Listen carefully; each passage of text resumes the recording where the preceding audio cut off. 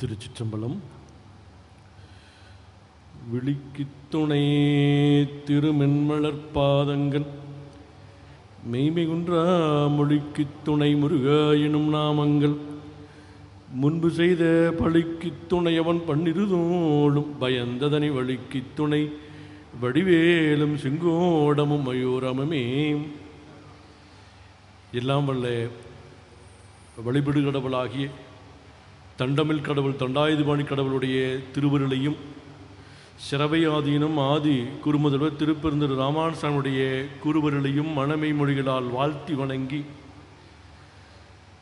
கொங்குவள நாட்டிலே கோவை மாவட்டம் மேலை சிதம்பரம் என்று போற்றப்படுகின்ற இந்த பேரூர் திருத்தலத்திலே 500 ஆண்டுகளுக்கு முன்பு தோன்றி சைவத்தையும் தமிழையும் பரப்பிய சாந்தலிங்க திருமடத்தினுடைய 24வது பட்டம் குருமகா சன்னிதானங்களாக விளங்கிய திருப்பெருந்திரு சாந்தலிங்க ராமசாமி அடிகளார் அவருடைய 100ஆண்டு விழாவும், இந்த பாரத தேசத்தினுடைய நற்பணிகளை எல்லாம் உலகம் முழுவதும் எடுத்துச் சென்று பாரதத்தினுடைய பெருமையை உலகறியச் செய்கின்ற பெரும் பணியிலே தங்களை இணைத்து கொண்டு ராஷ்டிரிய சேவா சங்கத்தினுடைய 100ஆண்டு விழாவும் இன்று நம்முடைய திருமடத்தில் இங்கு சீரோடும் சிறப்போடும் காலையிலே வழிபாடுகளோடு தொடங்கி நடைபெற்று கொண்டிருக்கின்றது.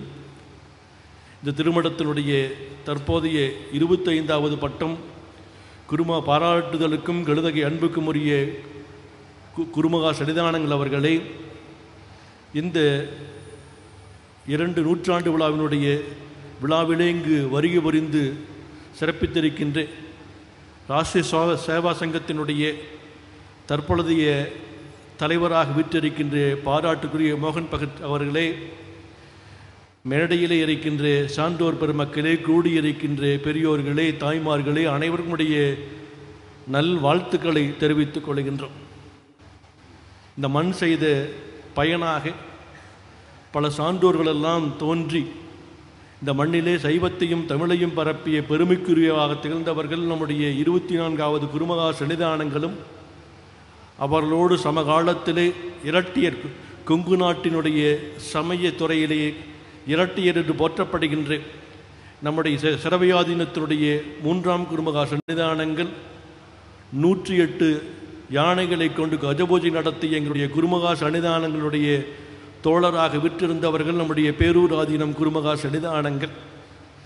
ஒரு 60-70 ஆண்டுகள் சமயத்துறையிலே நம்முடைய அடிகளார் அவருடைய அருண்பணிகள் எல்லாம் நாம் அளவிட்டு பார்க்க முடியாது.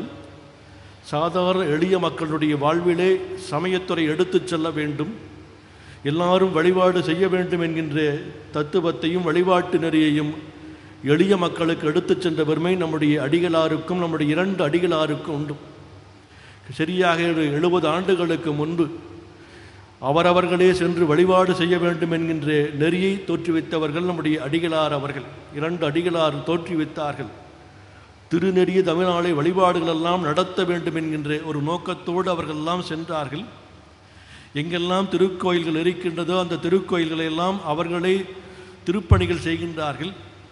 அப்படி இருக்கின்ற பொழுது அந்த திருக்கோயிலுக்கு யார் வழிபாடு செய்வது, யார் நீராட்டு பொருளா செய்வது என்கின்ற வினா எழுந்த பொழுது அவர்கள் செய்தார்கள்.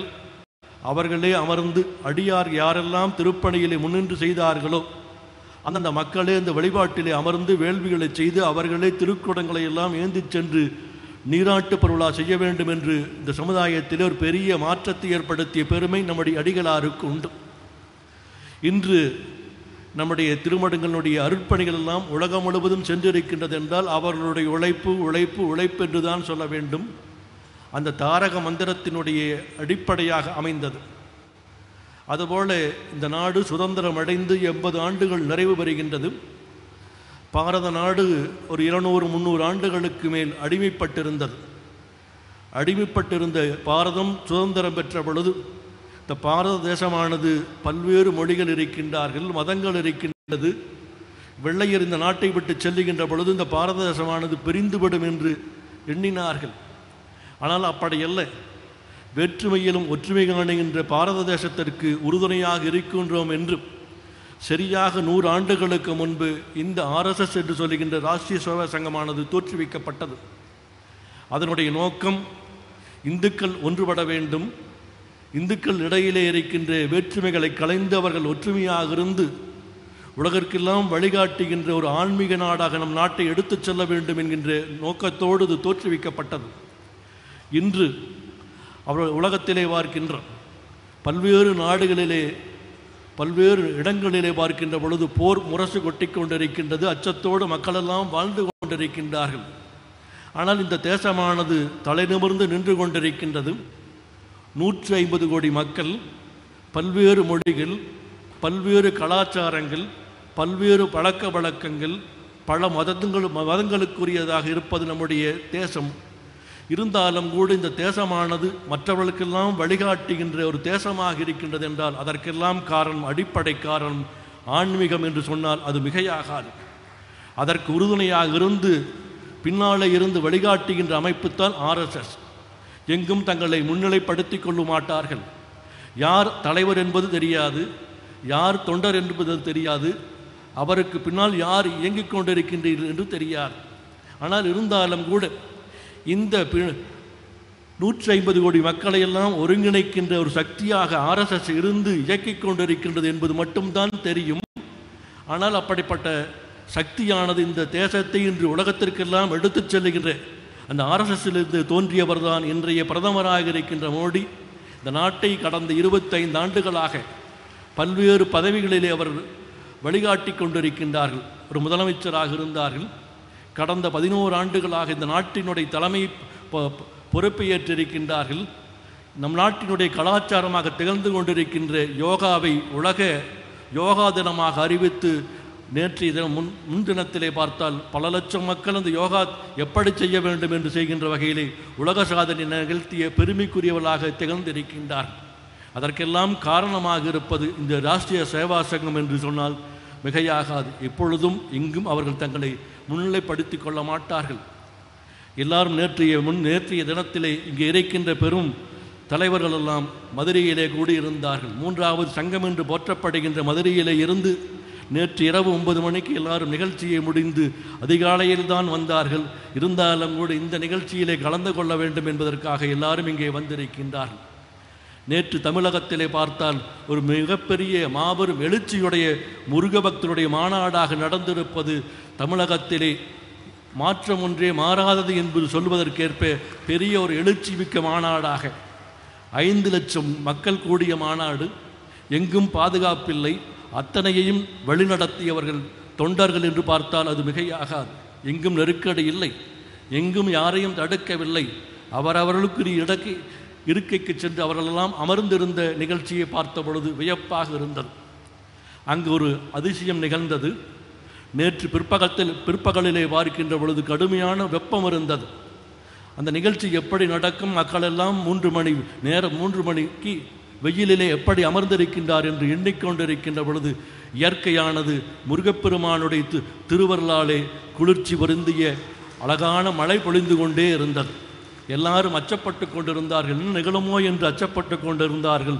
மேடையிலே இருந்து கீழே சென்று விடலாம் என்று எண்ணிக்கொண்டிருந்த பொழுது நம்முடைய அண்ணாமலை அவர் சொன்னார்கள், மழை வராது, அப்படியே தூறிக்கொண்டிருக்கும் என்று சொன்னார்கள். அவர்கள் சொன்னார்கள், மேலே இருந்து இந்த நாட்டையெல்லாம் வழிநடத்திய தலைவருடைய ஆனந்த கண்ணீர் பொழிந்து கொண்டிருக்கின்றார். இதையெல்லாம் பார்த்து அவர்கள் ஆனந்தமாக கண்ணீர் வடித்து கொண்டிருக்கின்றார் என்று சொன்னார்கள். ஆகவே இந்த நாடு ஆன்மீக மண், ஆன்மீக பூமி. அதுதான் இந்த நாட்டை வழிநடத்தி கொண்டிருப்பது என்பதற்கு அது ஒரு உதாரணமாக திகழ்ந்திருக்கின்றது. ஆகவே அப்படிப்பட்ட இந்த பாரத தேசமானது உலகத்திலே பார்க்கின்றோம் வல்லரசு என்று சொல்லுகின்றவர்களெல்லாம் இன்று எப்படி அழிந்து கொண்டிருக்கின்றார்கள். தாங்கள் தான் மற்றவர்களையெல்லாம் சமாதானப்படுத்தினோம் என்று சொல்லிக் கொண்டிருக்கின்றார்கள். அது உண்மையல்ல என்பது இன்று நிரூபணமாகி இருக்கின்றது. ஆகவே நமக்கெல்லாம் ஒரு பலம் எது என்றால் ஆன்மீகம். ஆன்மீகம்தான் நம்மை எல்லாம் வழிநடத்தி கொண்டிருக்கின்றது. அதற்கு கண்ணுக்கு தெரியாத சான்றோர் பெருமக்களும் துறவியர் பெருமக்களும் இருந்து இந்த நாட்டை வழிநடத்தி கொண்டிருக்கின்றார்கள். இந்த நேரத்திலே இந்த மண்ணிலே வாழ்ந்தவர்கள் சொல்லுவார்கள், மண்ணின் பயனாம பதியின் வளத்தின் பெருமை வரம்படைத்து என்று சொல்லுகின்ற வகையிலே மண்ணிற்கு பெருமை சேர்ந்த சான்றோர்களை எல்லாம் நாம் போற்றுவதன் மூலமாக, வணங்குவதன் மூலமாக அவர்களுடைய நல்லாசி இந்த நாட்டிற்கு உண்டு என்பதை நாம் உணர்ந்திருக்கின்றோம். ஆகவே அப்படிப்பட்ட ஆண்டோருடைய விழாவாக இது நடைபெற்று கொண்டிருக்கின்றது. இந்த விழா சிறப்பாக நடப்பதற்கு பல்வேறு சான்றோர்கள், குறிப்பாக இளைஞர் ராகுல் அவருடைய உழைப்பு, அவருடைய உழைப்பிற்கு பின்னாலே பல சான்றோர்கள் அவர் கடுமையாக ஒரு 4-5 மாதங்களாக ஒவ்வொருவராக சென்று ஒவ்வொரு அன்பர்களாக சென்று இந்த விழாவை நாம் கொங்கு நாட்டிலே நடத்த வேண்டும். குறிப்பாக நம்முடைய திருமடத்திலே, கொங்கு நாட்டிலே இந்த மடங்கள் தான் பல படிகளை எல்லாம் மக்களுக்காக எடுத்து சென்று செய்து கொண்டிருக்கின்றார்கள். அது நாட்டிற்கு தெரிய வேண்டும் என்கின்ற ஒரே நோக்கத்திற்காக ஒரு கடுமையாக பணியாற்றி இருக்கின்றார். அவருக்கு பின்னால் பல இளைஞர்கள், அவர்களுக்கு பின்னால் பல அமைப்புகள் எல்லாம் துணையாக இருந்து செயலாற்றி கொண்டிருக்கின்றது. அவருக்கும் நம்முடைய வாழ்த்துக்களை சொல்லி, இந்த விழாவிலே கலந்து கொண்ட அனைவருக்கும் நம்முடைய வாழ்த்துக்களை சொல்லி நிறைவு செய்து தங்களிடத்திலே இருந்து விடைபெறுகின்றேன். திருச்சிற்றம்பலம். வெற்றிவேல் முருகனுக்கு.